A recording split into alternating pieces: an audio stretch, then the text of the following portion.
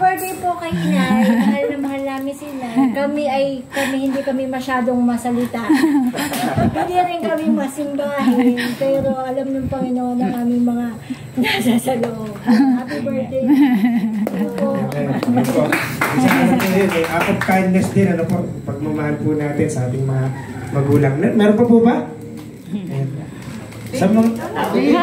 May baby na daw po. Hello, sunod ka. Hindi ka makita. Doon ka. Tunay na noon pa man, hindi pa po kami mag-asawa ni Papa, ay kayo na lang ang lagi niyang kinukwento sa akin na talagang kayo ay napakabait. Talaga naman nga na ako ay nagkaroon ng isang ina na napakabait talaga. Yung hinahanap ko lang isang ina ay talaga nasa kanya. Ano po, at ako'y nagpapasalamat sa Panginoon dahil ang panalangin namin ni Romel ay yung ang aming pamilya dito sa Sinaleo, ang Barres family, ang Chavez family. And ako'y nagpapasalamat sa Panginoon dahil si Inay ay yung puso niya ay naandoon na rin sa Panginoon. At yung puso niya ng pagtulong, yung talagang generosity sa kanyang puso talagang bagaman hindi pa siya noon natin nakakasama, ang puso niya talagang sobra sa pagtulong sa kapwa.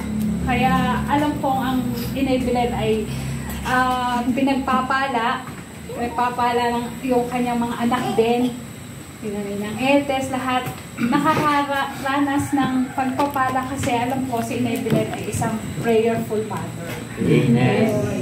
Kaya salamat Inay, salamat sa Panginoon dahil alam kong ang puso nyo ay naandun ang puso nyo sa pagpupuri din sa Panginoon at kasama namin kayo tuwing Sunday. Ito ay talagang ipinagpapasalamat ko sa Panginoon na kasama na si Inay at saka ay ina ko at ang panalangin namin talaga sa aming pamilya, sila po ay makakilala rin sa Panginoon. Lahat sila kung ano yung nararanasan namin ng katuwa ang kagalakan ng pagpupuri sa Panginoon. Yun ang puso namin ni Romel na maabot din yung aming mga hipag, mga pamangkin na sila rin ang makakilala rin sa Panginoon. Ako'y nagpapasalamat din kay Tito Owie at siya rin ay simula't-simula pa ay talagang siya ay nangahakay na din kina Tita Ella, Tita Lani. Sila ay sinasama din sa mga Christian sa Victory CCF. Amen. Ayun, salamat sa Panginoon. Amen. Ayun.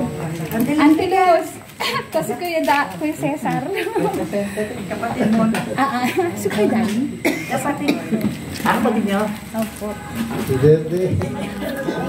Ayaw naman lang magalit pa ako sa Manila eh. Hindi ko po ako malaki sa akin.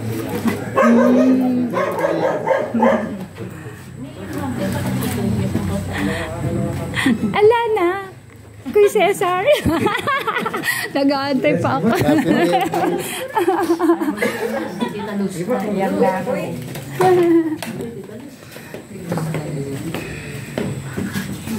Hello po, mapagpalang hapon po sa ating lahat. Ako po ay bilang representative ng asawa ko na kapatid ni Ate Belen. Tingnan niyo na lang po ang mukha niyan, ganun din yung Sa Kuya. Sa Ilaya. Ako po ay nung lumipat dito sa Sinaleo, nakilala ko po si Lord. Bagamat alam ko na po may Diyos, pero dito ko po napatunayan na si Lord ay buhay. Ako po ay isang Christian, Limelef Christian Church, Iglesia in Metodista po ako in Islas Pilipinas. Ang amin pong main church sa Habay. Kaya purihin ang Panginoon sa aking hipag dahil nandito kami ngayon nakilalang kakilala nagbanding at purihin ang Panginoon dahil ang Diyos talaga ay mapaghimala. Amen. 33 years kami nangungupahan from Pangasinan to Caloocan. Nandito na po ako sa Sinaleo. Dito po kami biniyaan ng mapagpalang, mabiyayang mga anak dahil sila po ay nagkaroon kami ng sarili ng tahanan sa biyaya po ng Panginoon. Kaya maraming salamat po Ate Belen. Sa Ate Belen ay ganon din, matyaga siya nung panahon. Kaya mga anak niya pinagpala. Pag ikaw daw po ay nagtanim, may aanihin. Kaya ang mga anak ko po noon, Panginoon sa hirap po ng buhay na pagpatapos ko po sila, pag ikaw po ay nagpalaki talaga na may puso at mahal ka ng Diyos, hindi kanya pababayaan dahil si Lord ay binigyan ako ng mga mabubuting anak, may napundar ng lupa, may nagpatayo ng bahay, at may kanya-kanya na silang pamilya. Ngayon ay aking bunso, third year college sa Kapso. Kaya ang aking dalangin bago man kami ay kunin ni Lord, makita namin ang aming anak na makapagtapos na bunso. Kaya purihin natin ang Panginoon, hindi tayo papabayaan, basta ay magpatuloy na magtiwala, manalangin, at ang mga panalangin natin kung hindi pa man binibigay ngayon, darating din yan. Basta alam ni Lord na ikaw ay tunay na sumasampalataya sa Kanya. Amen? Amen. Salamat.